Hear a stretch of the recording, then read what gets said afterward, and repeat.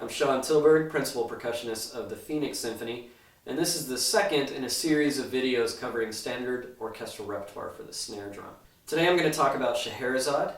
Now, while the entire part is fair game and pretty beefy, we're going to focus on the two most asked for excerpts, so that is D to E in the third movement, P to R in the fourth movement. So jumping straight into D to E, I think one of the challenges is very obvious. We have this very technical open stroke roll thing happening at a very soft dynamic. Another challenge is going to be making sure that we capture this waltz feel despite the technical difficulties of the roll.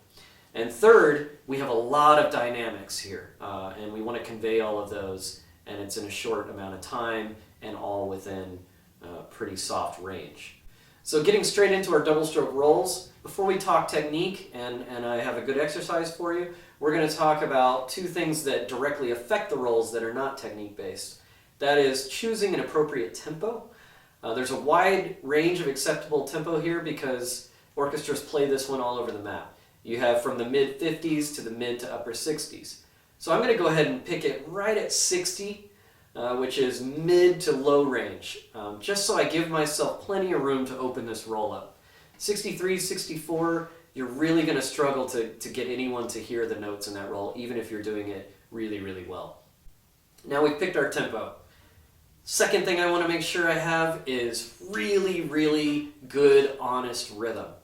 We get really caught up on these rolls, and then eventually, inevitably, we start pushing it back towards the beat and snapping it. So we get, instead of 1, 2, we get 1, and then we compress that roll, and then we know that we're a little late somewhere in there, and we fix it on beat 4. So we want to make sure we're absolutely right in the entrance of that roll so that it has enough space. One thing that's going to help us with that is making a skeleton rhythm. So I'm going to go ahead and show you my skeleton. I fill in a bit of the beats, and then I will take away all of the filled in material and end up with what's written. I'm not worried about dynamics here. I'm not doing anything else. I might add in some of the rolls just to see how I'm fitting, but really I'm just making sure the entrance of that beat 2 is right. So I got my met set on 60.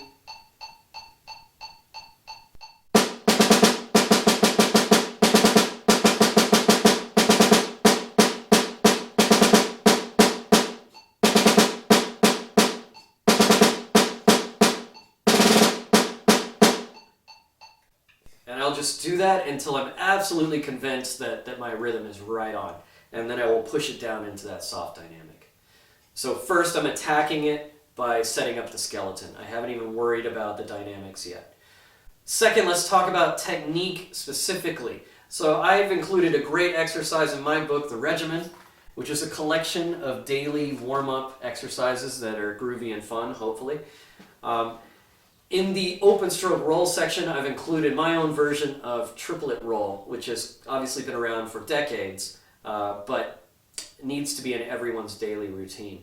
So when you take Triplet Roll and push it down to a triple P, and then push your tempo up, it becomes a whole new animal, right? So I use this every time I go to play D to E. I make sure I run Triplet Roll a few times. So I'm going to set Triplet Roll at 180 beats a minute, which is going to equate exactly what our double strokes are in D to E if we're using 60 beats a minute for D to E.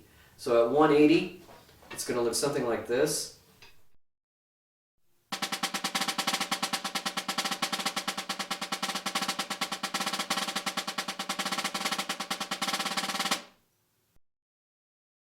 Okay, so we've gone over picking a tempo, we have a technique, we have an exercise to help with the double strokes, and we have a skeleton to iron out our rhythm. Last thing we want to do is start incorporating all of those dynamics. So we start at a piano, we have 2 bars of decrescendo, that takes us to our lowest dynamic, which you just want to push yourself as low as you can and still have snare response. We're going to hold that for a while, and then towards the end we're going to have a pochissimo crescendo, so just a baby crescendo. And I'm going to push that actually, I think it happens 3 before the end, but I'm going to probably push it to the last 2 and just show that I know it's there. We don't want to get back up to this level. So a great way to train that up is, don't worry about the doubles and the technique. Go back to your skeleton and try the shape with your skeleton.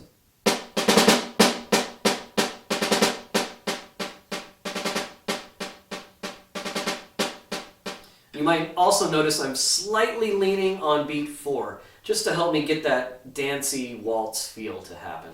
So P to R is clearly a different sort of animal from D to E. I like to describe this one as controlled aggression. We're kind of the bus driver here. We need to have a lot of front edge and dynamic energy driving the bus. Having said that, we need to control that energy. We need to control our dynamics. We don't want to go over the top here, and we definitely don't want to rush anywhere in this. So at the core of it, there's a very simple rhythm going on, a very simple skeleton, and anyone listening is going to pick up instantly on any sort of inconsistencies you might have with your time or your rhythm. So we want to spend the bulk of our time practicing, making sure that this thing is grounded and does not waver from the beat. With that in mind, we want to treat these roughs delicately. More often than not, I hear them a little loud and a little open. We want them nice and low and tight to the beat, so they're not muddying up that core rhythm. I like this one right at 90. Anything sort of between 88 and 92 tends to be fair game. I'm going to throw a towel on here just for recording purposes. Don't put a towel on your drum for this one, unless you're practicing. So first thing I'm going to do is play that skeleton. No roughs, no 30-second notes, no dynamics, except for one dynamic. And then I'm going to mix those in as I start feeling more and more comfortable.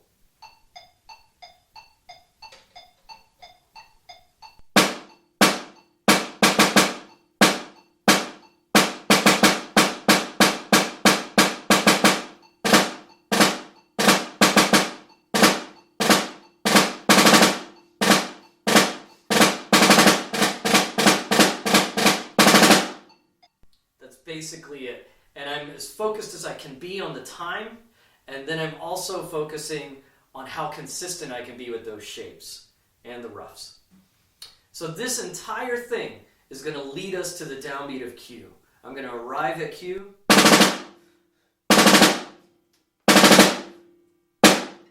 Now I've hit Q. That's my arrival. After Q, total different vibe for me.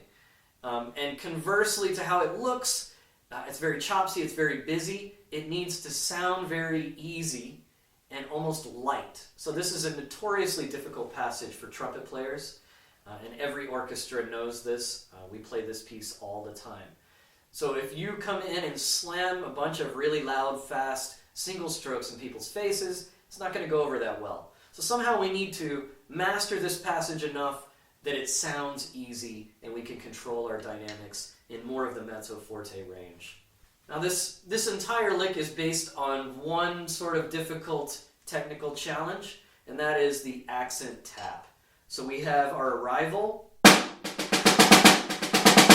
then after the accents we need to drop so we can do a nice convincing crescendo. So most of my crescendo is happening from the low end, since we're not going to be going up to a forte. We're only going up to a mezzo forte. So really, I'm really focused on the note after the accent. So I have a great exercise for this in my book, The Regimen, called Accent Tap. I didn't invent accent tap, but this is my version. And this exercise here goes a little something like this.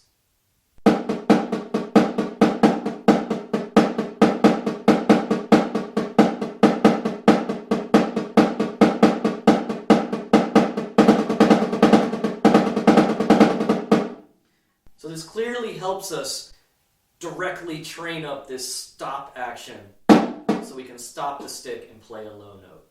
That's really what Q to R is about. Beyond that, we want a really consistent shape every single time. Another exercise I like to do with this,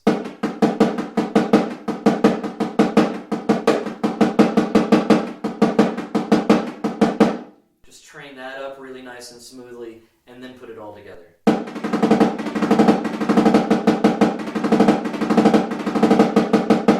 Also notice that I'm not switching to alternating in those 16th notes. I might as well just keep the motor of that right hand going. The whole time it's going. So I can just follow that metronome.